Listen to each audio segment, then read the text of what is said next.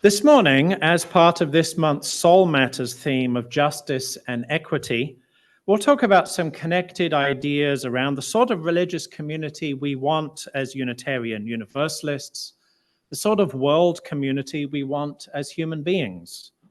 Sadly, when it comes to these important ideas, there are people who disagree with us. So to set the stage for this, I'm going to show you a video, though I have a quick question for you first.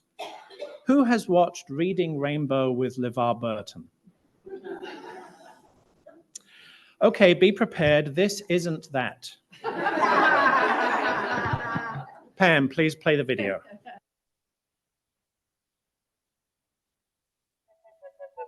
Capturing the ride, Harriet the spy. Don't take a look inside that book. It's Banned Book Rainbow. I can't read anything. Don't take a look inside that book. It's Banned Book Rainbow. Hi, and welcome to Banned Book Rainbow, where we talk about books that have been banned by adults who don't want kids to learn or grow or change and have totally lost their sense of wonder. Sound like fun? Yeah! All right. Why do you think adults are so afraid of books for children? Bronson.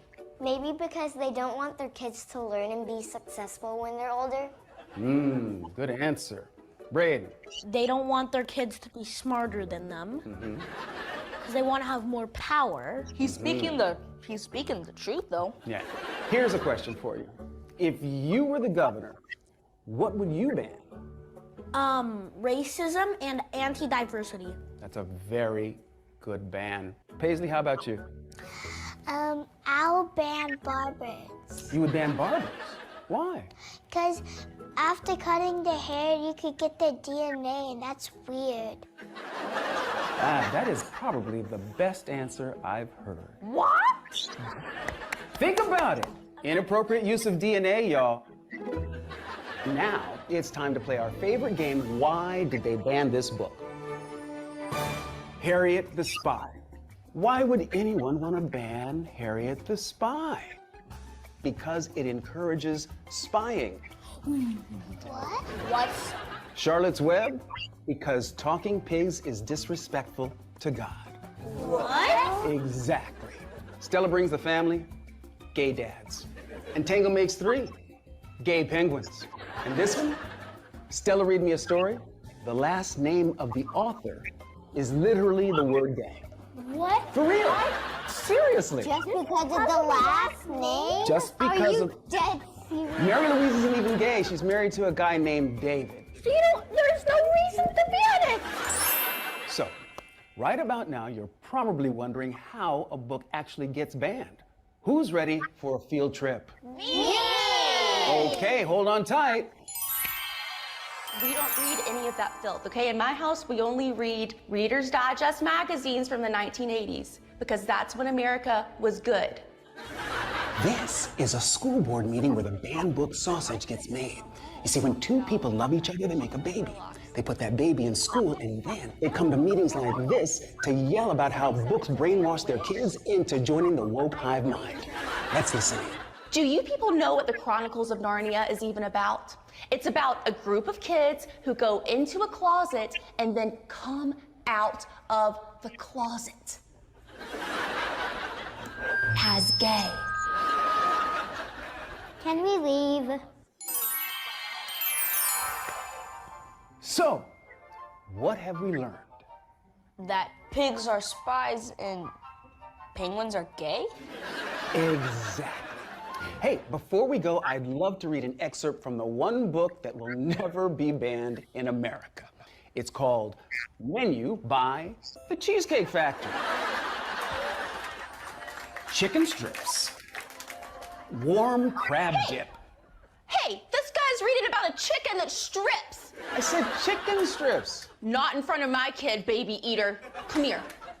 We're leaving. You're not my mom. Not today. It's Banned Book Rainbow.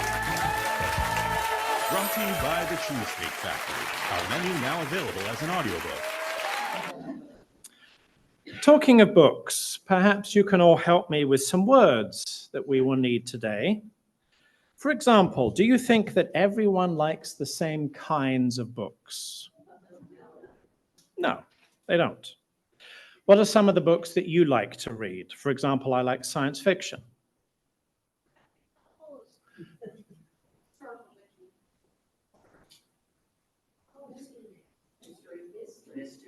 Okay, a lot of mystery readers.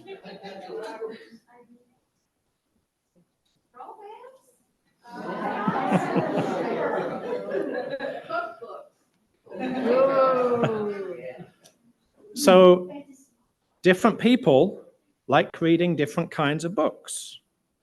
So what might we call the fact that different people like reading different kinds of books?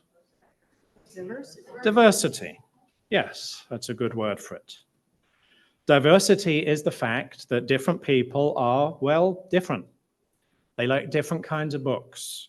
They like different foods to eat. They look different. They sound different.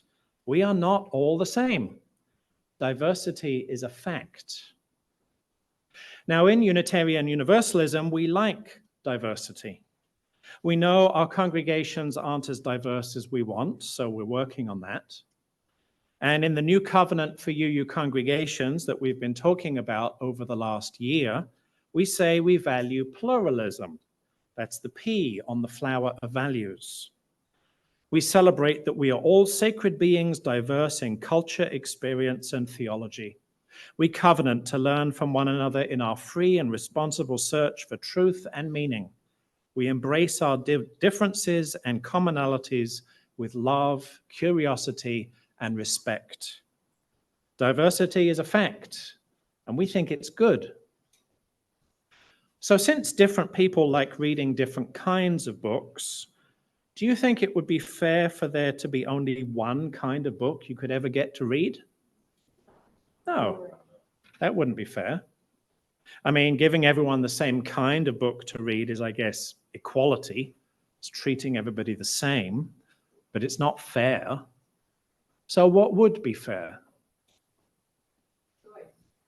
Giving people a choice as to what type of book they read. Free access to books, yes. So letting everyone get the kind of book they want to read, what might we call that if it's not equality? Equity, yes. Equity is the choice we can make to let people get what they want, to help people get what they need. Different people are different, so treating everyone as if they're all the same isn't fair. If we want to be fair, we need to decide to treat different people with their differences in mind. Equity is a choice. Now, in the new UU covenant we've been talking about, we say we value equity. It's the E on the flower of values. We'll be amending these words most likely at this year's UU General Assembly, and President Beck will talk about this next Sunday. But right now, the covenant says we declare that every person has the right to flourish with inherent dignity and worthiness. We covenant to use our time, wisdom, attention, and money to build and sustain fully accessible and inclusive communities. Okay, so different people like reading different kinds of books.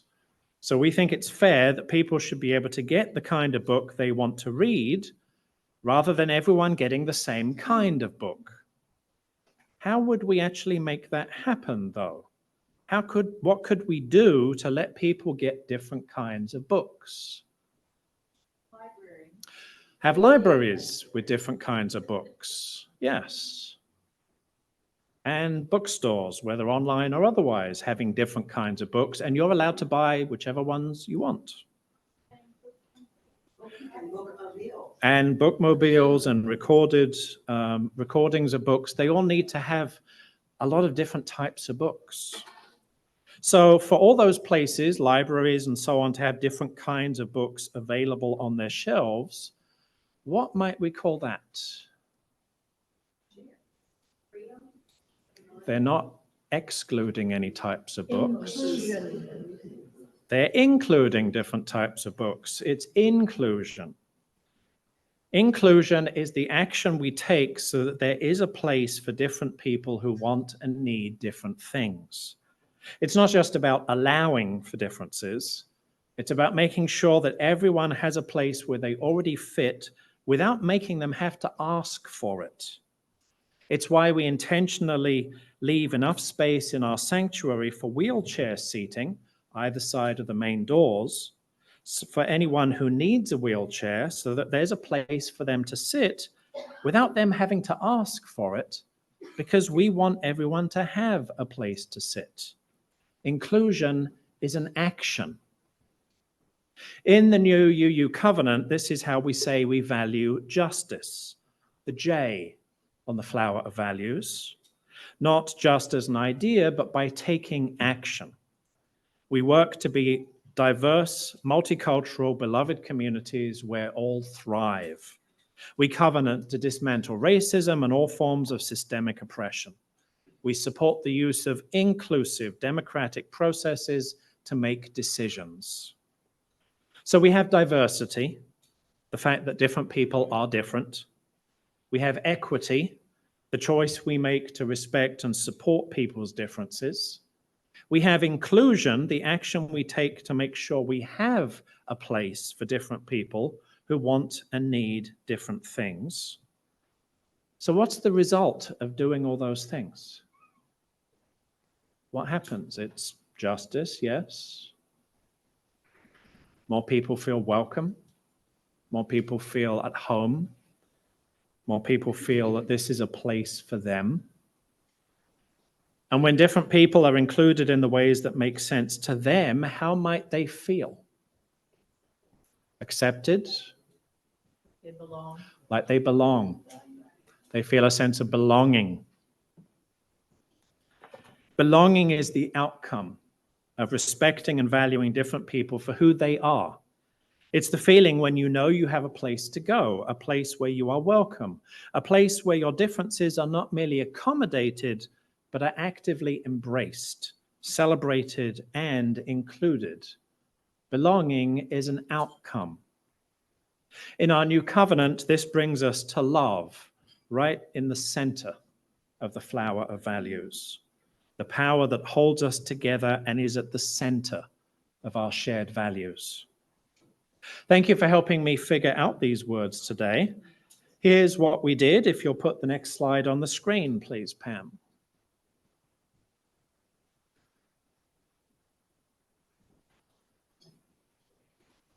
Diversity is a fact. Equity is a choice. Inclusion is an action. Belonging is an outcome. These words come from psychologist Arthur Chan, who helps organizations to become more inclusive. And we've just spent some time figuring them out ourselves too. Thank you, Pam. As Unitarian Universalists, we like that we are all different. We like the fact that we get to learn from one another because we're not all the same. We choose to respect and support people's differences because that's only fair. And so we act in real ways to make sure that we have a place for different people who want and need different things. And we love that the result is a community where people can feel accepted and welcome. That's what we want for ourselves, after all, a place where we belong.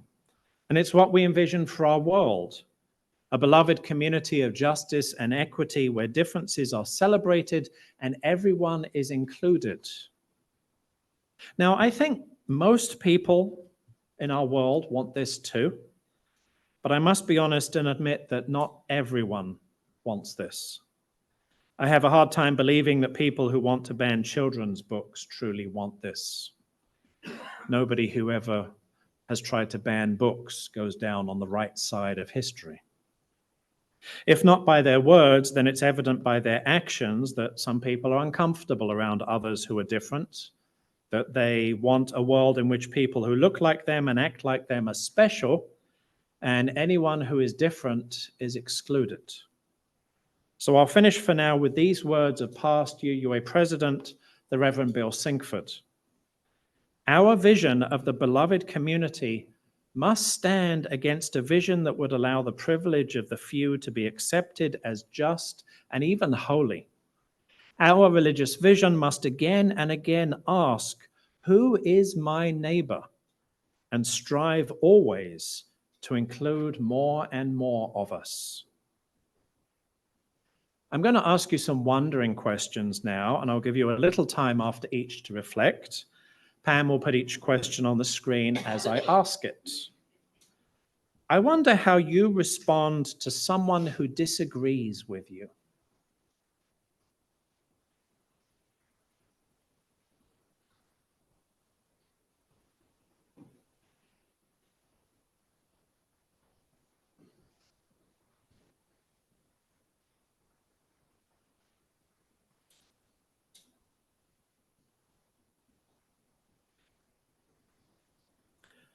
I wonder when you have helped someone get what they need and not what you think they need.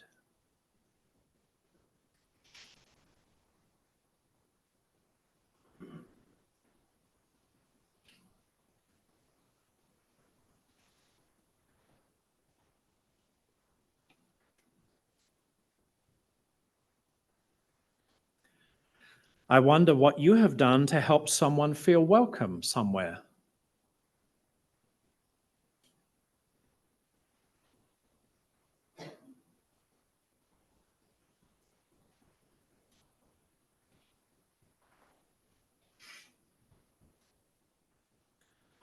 I wonder where you have felt that you belonged.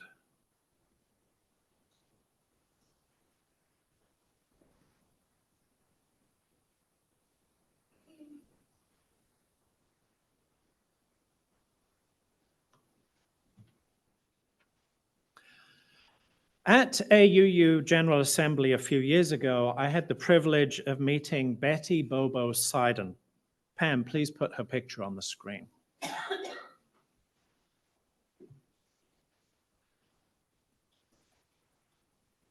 I knew of Miss Sidon from reading about the turbulent time in the 1960s when the newly formed Unitarian Universalist Association was having difficulty figuring out how white UUs could share power with UUs of color. In particular, she was an officer of the UU group Black and White Action, which called for everyone to work together to address racism and seek equity.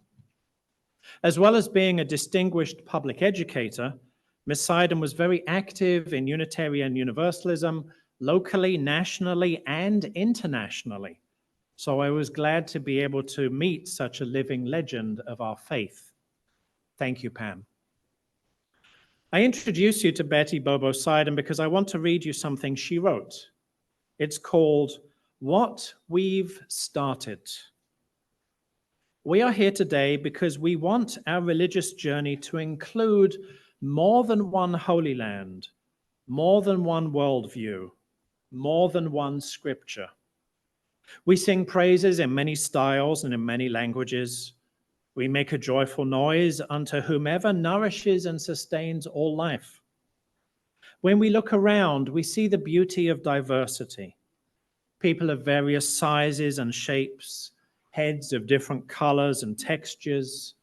We are aware of personality differences, of differences in perspective, of ancestors who represent every continent of our world. Come, let us celebrate our diversity. As Unitarian Universalists, our vision of the beloved community is a place where the fact of diversity is celebrated, not feared. It's a place where there is no privilege for only a few based on their race, gender, or sexuality, but where there is equity that is a holy choice. In the beloved community, we act with mindfulness and intention to include everyone and their differences. It's a place where we know all of our neighbors because we know that there is no them, there is only us, because it's a place where we, all of us, belong. May we work here in this sanctuary, outside our walls, and everywhere we go to make this vision come to life every day and always. May it be so.